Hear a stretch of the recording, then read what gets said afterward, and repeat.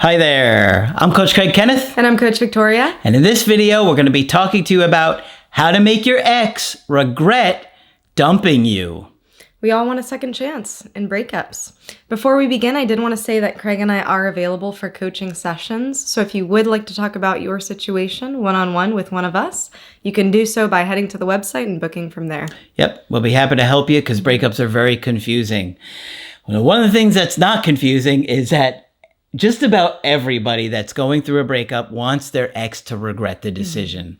And I know that feeling where you just want them to regret it. Now, yes, we do want a second chance with them, but our egos are so hurt where it just feels like, how could they leave me? How could they break up with me? We had such a good connection. It was so strong.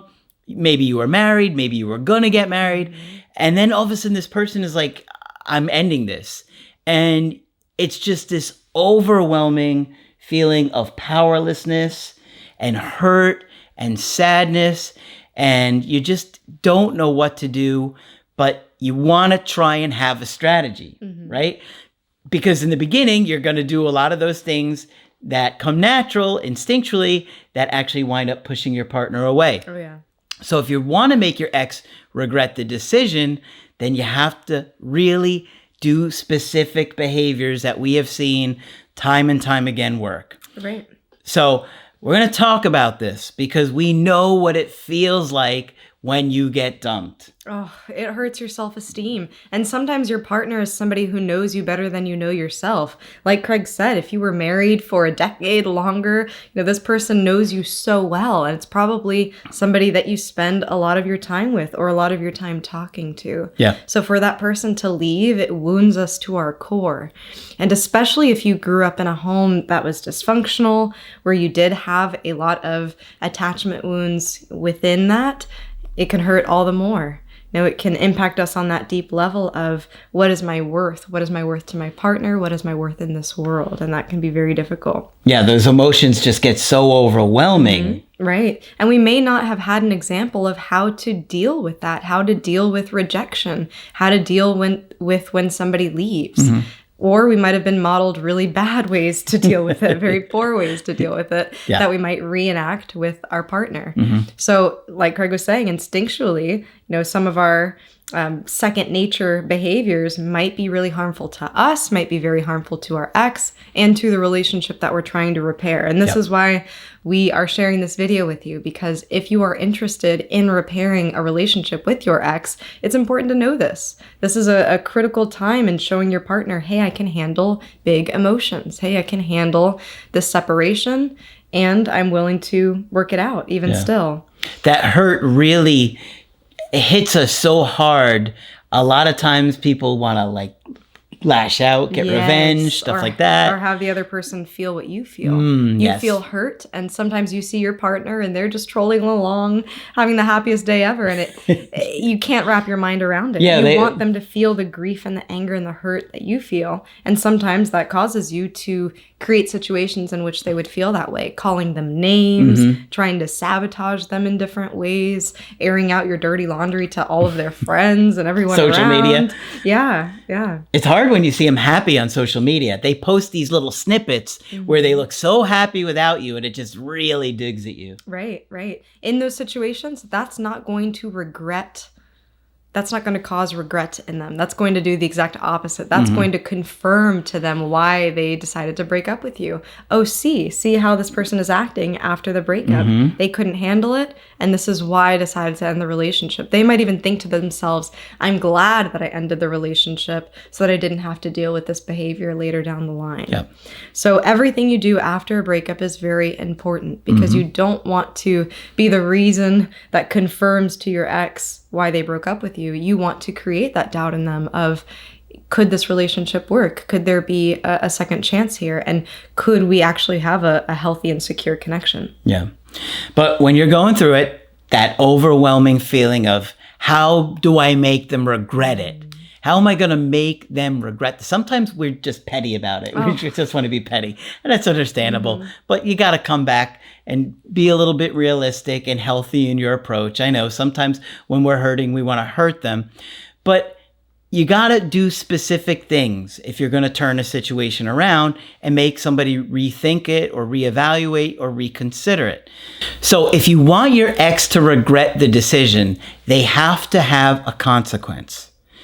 Unless they feel a consequence to their action, then there is no regret, because what do they have to regret? Right? They didn't actually suffer anything. So if you keep reaching out to your ex, then they're not going to feel the consequence of losing you, because there is no losing you. You keep showing up and not disappearing, right? So you have to give your ex the breakup. This is absolutely critical. This is a big deal. It's one of the hardest things you have to do. And everything inside of us tells us, reach out, repair, reconnect. But like I said, we're trying to make them regret it. And in order to make them regret it, they have to feel that consequence and see that there is an actual consequence to ending the relationship. So you got to stop trying to change your mind. Okay? Everybody wants to change their mind. They want to apologize. They want to do all these different types of actions that, quite honestly, are probably going to turn your ex off more and not going to make them feel any sort of loss. Okay? Don't try and change your mind. If you're getting caught in that mindset where you're trying to do these things, it's going to go poorly, right? And they're going to regret not making it more clear to you. Yes. Not making the breakup more clear to you. And that's not what you want. You want to be able to show your partner that you can listen to their requests, that you respect their boundaries at the bare minimum. Yeah. Right? And you don't want to be manipulative. Many of us can become manipulative, and not even in a malicious way. We just want something so bad that we'll do anything to get it. And sometimes that can put us in a place where we're acting out of character. So don't try to use manipulative tactics. Don't try to guilt your partner. Don't try to bring up things that they had said in the past. And I'm guilty of this myself. I talk about this. Yeah. I remember. Say, well, you promised that we'd be together forever. With screenshots. Yes, with the screenshot. I bombarded my ex with a bunch of screenshots. It was embarrassing. I'm embarrassed for myself. Yeah. So be very cautious of how you approach it. Yeah. Any type of manipulation, they will sniff that out. They will know what that is, and it doesn't feel nice. It doesn't feel good to be manipulated. It doesn't feel good to be guilted. And it comes off as, somebody trying to pressure you into making a decision, somebody coming in with an agenda. Yep. So if you've ever been in a situation where somebody's trying to sell you something, you accidentally open the door to a solicitor and you're like, dang it, didn't mean to open the door. So solar panels on the roof in Florida. Yeah, that's a big constantly thing. Yeah, there's solar panels. Yeah. Solar panels? They will get you. And so trying to get the mail. Solar panels? Feeling. They pop out of your mailbox. It's true. You know that feeling where somebody's, trying to pitch this idea to you, but you already know, well, solar panels aren't in my budget. Yeah. Or They're free. My roof is not compatible with solar panels. Whatever it might be, you already know in your mind that the answer is no. You've already tried to say that, and the person just continues. You almost feel held hostage there. You don't want to create this dynamic with your ex because it causes a lot of resentment, and it causes them to push you away even further. They're going to be less likely to open that door to you in the future if they're feeling pushed and pressured. There's no attraction in that. There's no attraction in that pressuring dynamic. Yep. And both parties need to want this. Yes. Okay. You can't force someone to want this. It's something that's just not possible. It's something that has to stem from inside someone, and it takes some time for the person to process the breakup itself. You can't want something that you already have, and you can't want something that somebody is trying to push onto you, right? So, yeah. It's tough. So what do you have to do? You got to go no reach out. No contact, as we teach, is just not reaching out to your ex. If you want your ex to regret the decision, this is by far the best way to do it. It's not even close, unless you hit the $10 million lottery, okay? That's another possibility, okay? We'll accept that too. You can post on social media holding that lottery ticket. Right, that's strategy. There's a lot more people going to the lottery now.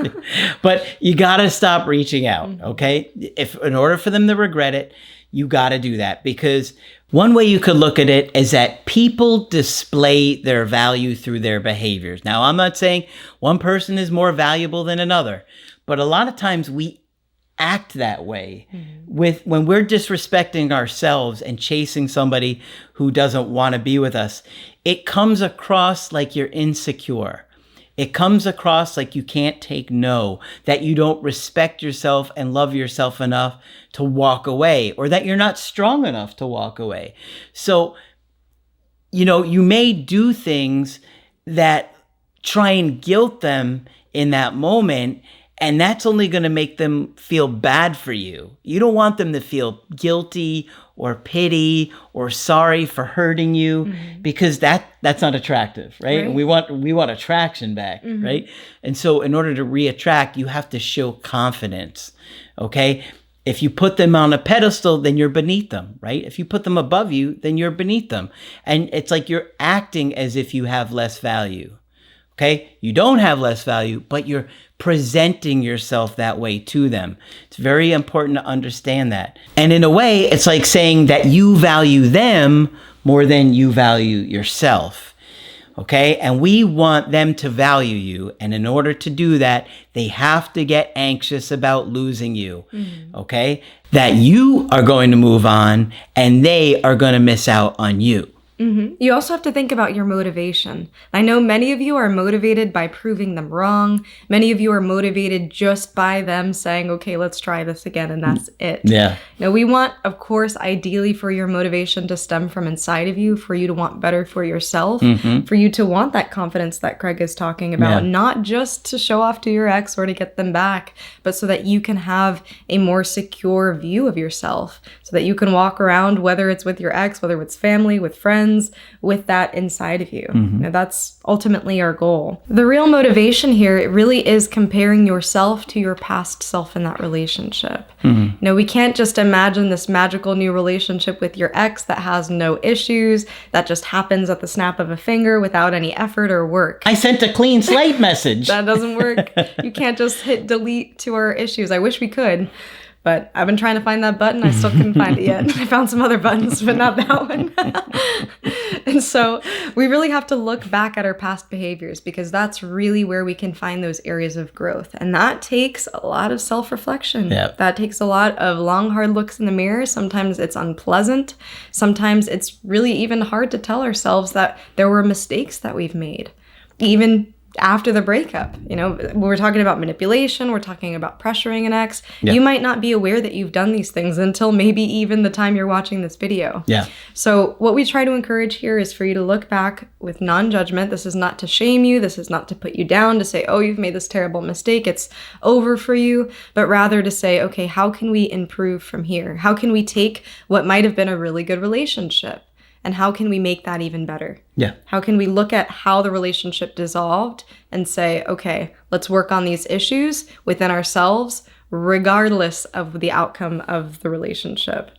So these are some things that we want for you, and we want you to want for yourselves.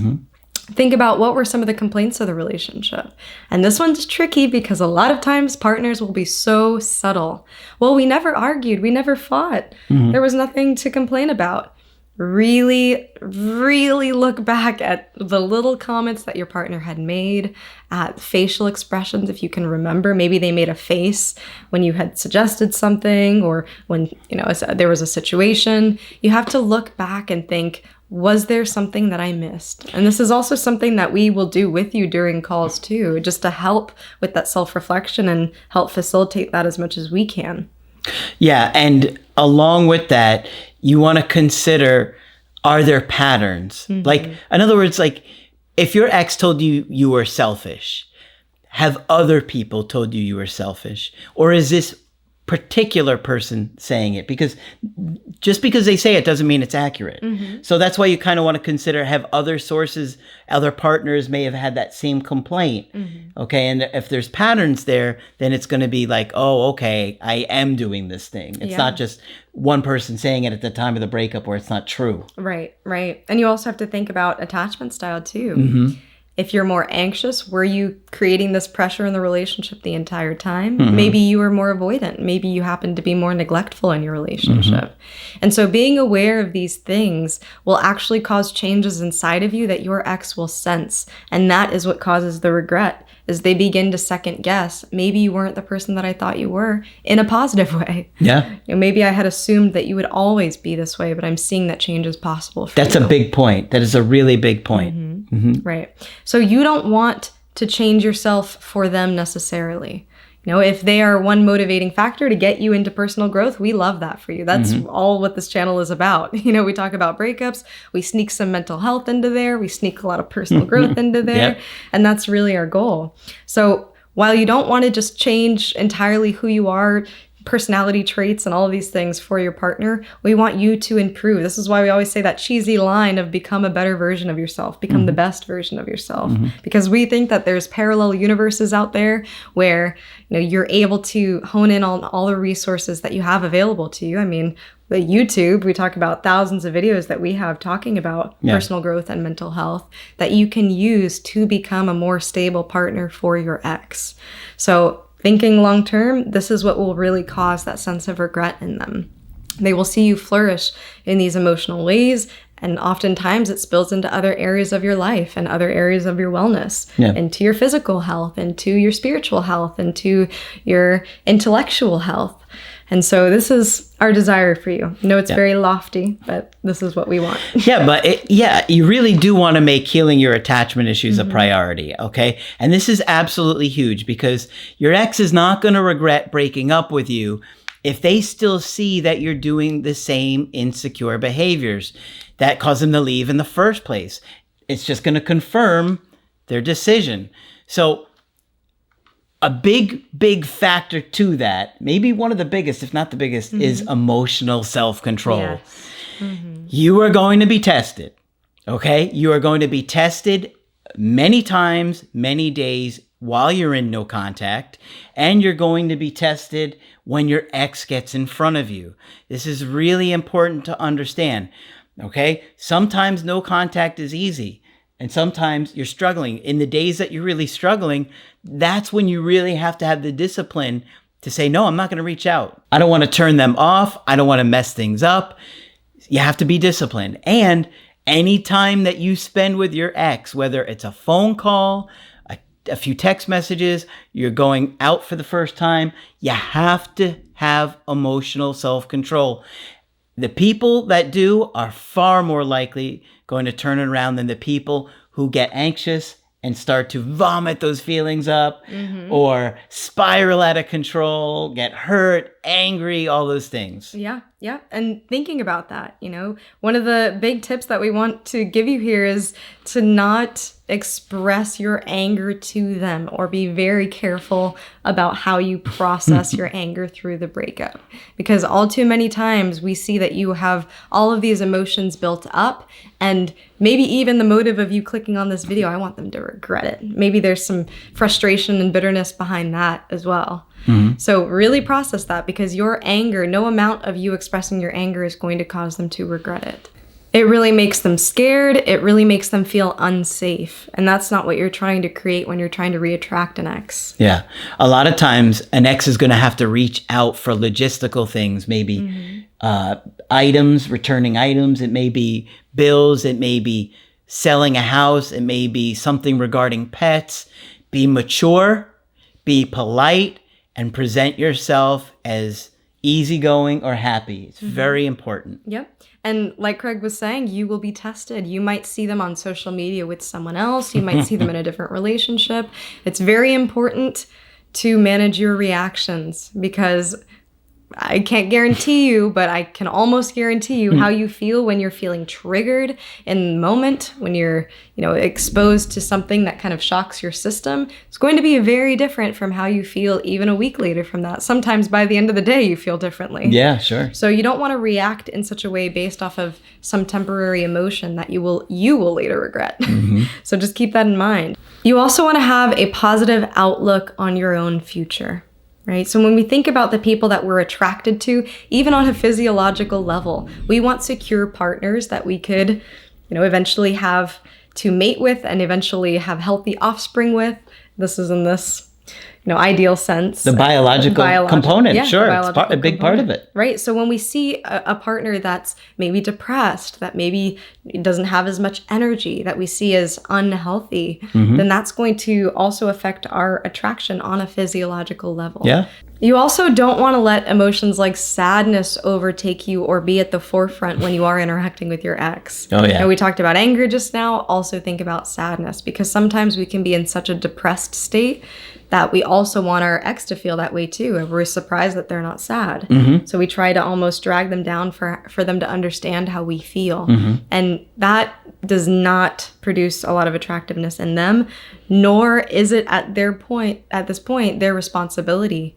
So many of us will try to say, well, maybe they'll have some sympathy for me. Maybe there will be some empathy. Maybe that's not even your thought or your goal, but that's how it might come across to them. And we always have to be mindful of how our behaviors, how our words are being interpreted by an ex. Yeah. So this includes posting on social media. Many of us make these indirect posts on social media, which is geared toward our ex. Part of us wants them to see it. Part of us doesn't want them to see it. And so just be mindful of what you post, because overly sad and depressing content, memes, right, songs, right, you name it, they post it. Yes, Don't can do be it. interpreted differently by them. And at this point, you're also vulnerable, right? So while it's important to have support from people around you, maybe not everybody on your Instagram followers are there to support you emotionally in that way. It's better to have a group of people that you can trust, that you can go to, not necessarily for advice either, but to be able to vent to be able to have that emotional support from them, rather than posting it on social media, having your ex interpret it one way, and things can get around. It's unattractive. Messier. It is really unattractive. It becomes messy that Don't way. post that stuff on social media. Post it in your phone and stare at it. Right, Not for anybody else. And I know a lot of people are really negative, and they feel hopeless that their ex isn't coming back. They're not going to reach out. No contact's not working. I was doing a little research into finding studies on optimism, and I think I shared one or two with you that we're going to look into sharing. But optimism is really going to help you get through a breakup much better in life in general. Being positive changes your outlook, changes your energy, your vibe. It's just so incredibly important to stay positive. Okay. I mean, let's say you're motivated and you're working hard and no contact on yourself, and your ex doesn't come back. Okay.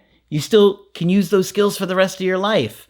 But if you're negative and pessimistic and give up on personal growth just because they're having a low interest, how is that going to help you? It might protect you in some small way, but it's not really allowing you to grow and be the best version of yourself. Right. And it's going to affect your behavior too. Imagine if you were to act as if you could get your ex back, or even a partner who's better fitted for you, that you could have a more satisfying relationship with. How would you walk around the world knowing that? You would walk around with your head high. You would have a lot less anxiety. The way you interact with others would be different, versus if you convinced your mind that love is not going to happen for you. Yeah. It's going to affect your behavior, which would then affect possible outcomes. Yeah. So finding your passion is a great way you can do it. It can showcase your gifts, which is always attractive to a partner. It will make you feel more confident and competent about how you're living your life. And so when they come back and they see those elements in you again, that will help re-attract them. Remember, we're trying to make them regret the breakup, right? So are you going to regret leaving somebody who's sad, depressed, and gotten worse after the breakup? Or are you going to regret it that somebody's bettering themselves, change for the better, they're dressing nicer, or getting in better shape, physically, emotionally, in therapy, focused on their goals? I mean, which is more attractive? Right. So you got to consider that. What is going to make your ex regret it? And on that same vein, you don't want to be too available. Remember, just as all these other things are precious, your time, your attention, your energy are precious. So you don't want to just hand that on a silver platter to your ex who has ended the relationship with you. You want to be able to be careful with your resources, careful with that time, careful with that attention. So that includes not reaching out. That includes not showing them with your messages, with your behavior, that you are willing to accept them back at any moment. Yep. Right? So they want to know that they can have you back. That's comforting for them. But that's not necessarily the truth. If what we're telling you of having that increased confidence to where you could have either that relationship back or an even better one, if you have that confidence, then that's going to create doubt in your ex. Yes. Of, oh, maybe this person will find better. Mm-hmm. You know, what have I actually done here by ending the relationship?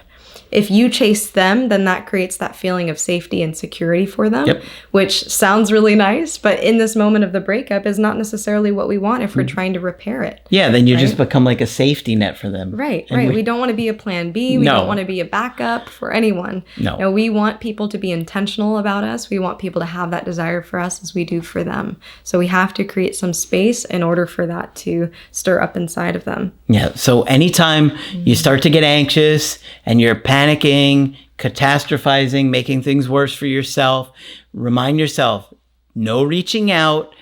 You want them to wonder. You want them to face the consequence. You want them to wonder where you're at and what you're doing, and that they may lose you. That is going to make them regret things far more than any kind of reach out, handwritten letter, clean slate message, good reminder text. Trust me, that's a lot weaker, and it just shows them you're still available as a backup, and we don't want anybody to be somebody's back. Right, and you want them to regret not having access to you.